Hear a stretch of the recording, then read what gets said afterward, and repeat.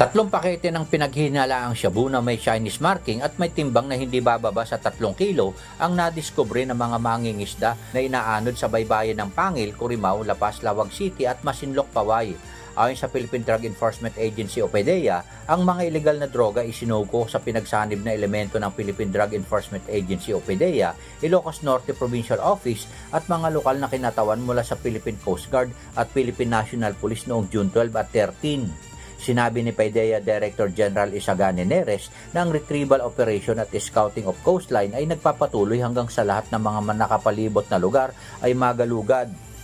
Nakuha rin ng mga mangingisda sa Zambales, Bataan, Ilocos Sur at Pangasinan ang 66 na sako na nagkakahalaga ng 8.8 bilyon noong June 10.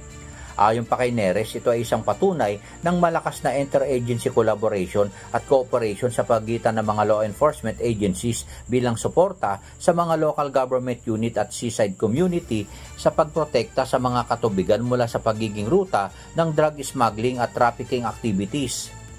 Pinuri naman ni Neres ang katapatan ng mga mangingisda sa pag-turnover ng mga lumulutang na shabu sa mga otoridad. Mas kailangan anya ang mga mamamayan ang tapat at mapagbantay sa pagtataguyod ng batas at nag-aambag ng isang mas ligtas at mas makatarungang lipunan. Danny Munar, humahataw sa balita ngayon.